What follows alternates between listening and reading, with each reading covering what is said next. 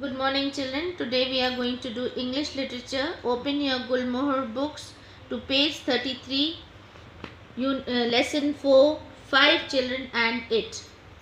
This is a story written by Edith Nesbit, an English writer. She wrote many poems and stories for children. In her stories, she took many unusual characters and events. This story is also about an unusual character that you will read and come to know about. In this story, there are 5 children named Cyril, Anthea, Robert, Jane, and the baby. They call the baby Lamb. They lived in London, but their parents take them to stay in the countryside during the summer. The idea of staying in the countryside was wonderful for the children who were used to rows of dull grey wonderful houses in dull grey streets with nowhere to go. However, their father had to go away on business and their mother had to go away too.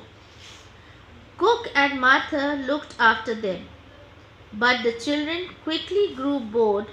One day they decided to go outside and build a sand castle in a big gravel pit. While digging, they came across a strange creature. This passage is saying that Cyril, Anthea, Robert, James and the baby, they come to stay in the countryside with their parents. The father goes out on business and the mother goes away too. Cook and Martha look after them when the parents are away.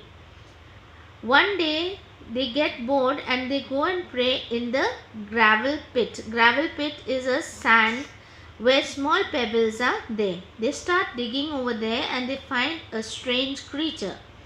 Come, let's read what happens. "It's alive!" Anthea screamed. "Help! Let's get away." "What have you found?" demanded Robert. "A rat? Perhaps it is a snake," said Jane, shuddering. "No," said Anthea. "It's too big for a rat and too furry for a snake. It's got hands and feet, and it spoke to me." "Leave me alone," said a husky voice. Husky means a voice. "Please, please come out," Anthea said into the hole. "I wish you would." Now what happens?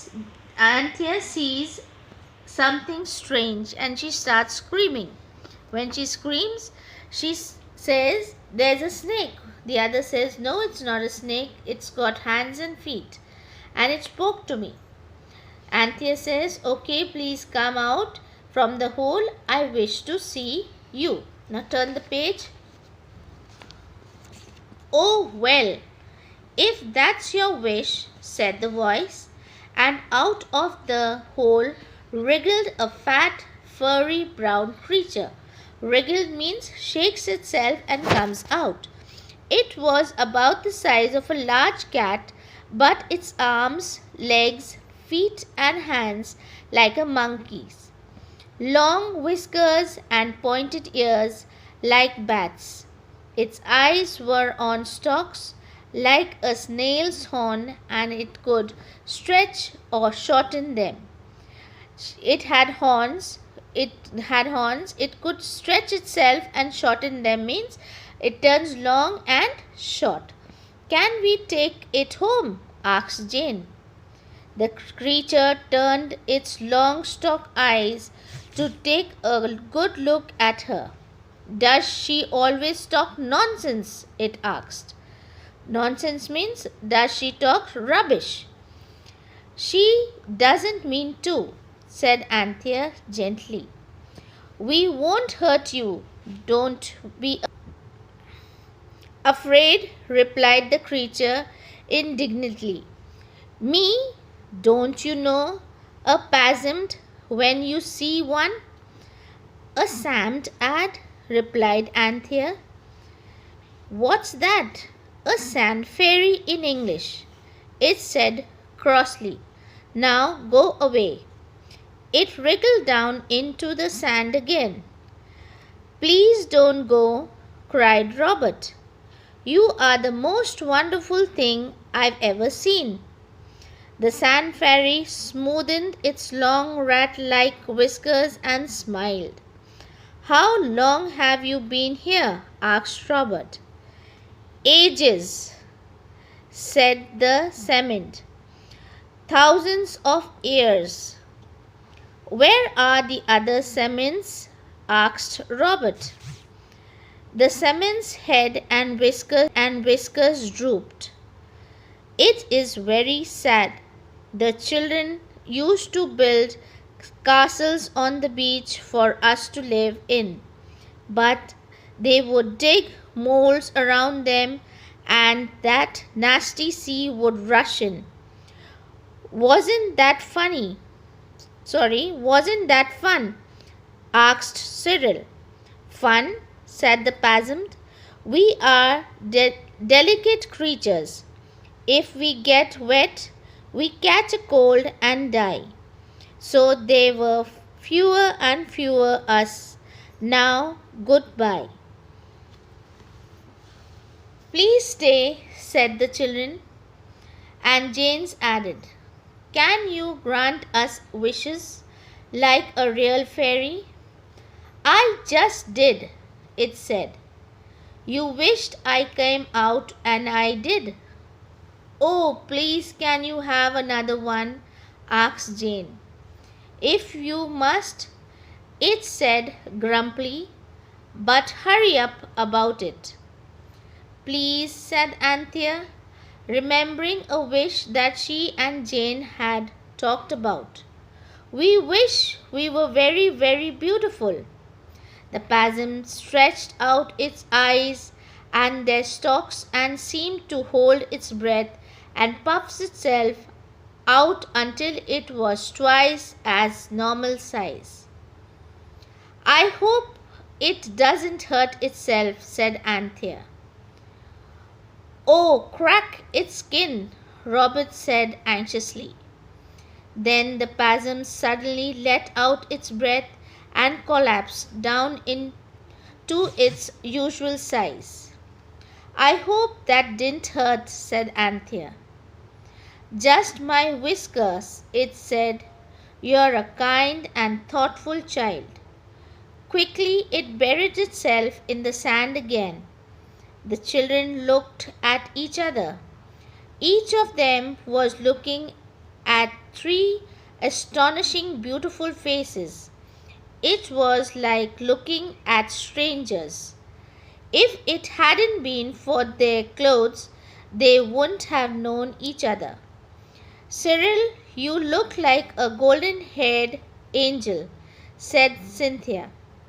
"It's not like you, I think. I like you and Robert better before." When the children tried to pick him up, he only fought and kicked. It was an hour before the lamp would let them carry him home, and by that time the lamb was as hungry as a lion and as thirsty as a desert.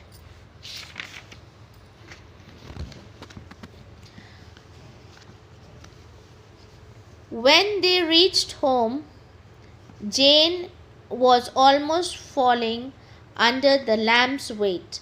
She was glad to hand him to Martha, who was waiting for them at the door. Martha snatched him from her. "Who on earth are you?" she demanded. "What are you doing with our baby?" Where's us?" said Robert. "I'm Robert." "And I'm Cyril," said Cyril. "Let us in, please. We know we are looking different, but," began Anthea. "I don't know who you lot are and what you're up to," snapped Martha. "But if our children put you up to this," snapped Martha, "but if our children put you up to this, They'll be in trouble. Shh! She shut the door in their faces. The children banged at the door and rang the bell, but it was no good. They wandered away down the lane, hungry, thirsty, and shuntingly beautiful. Finally, tired and with nowhere to go, they sat under a hedge. "It'll wear off at sunset," said Jane. "Then we'll look normal again." Then, huddled together for comfort, they fell asleep. When Anthea woke, the sun had set. "It's all right," she cried. "We are ordinary again." "Where do we think you've been?" demanded Martha. When they got home, "We had some very strange children here this afternoon." "They were horrible," said Anthea. "They stopped us from coming home until now. We only just got away and were starving." "Well, don't you go near them again," said Martha. As cook brought in supper, they looked and smelt delicious. We'll take good care to never see them again," said Robert, and they never have. The story has come to an end. Now you can read the story once for yourself and underline the hard words. Thank you and goodbye.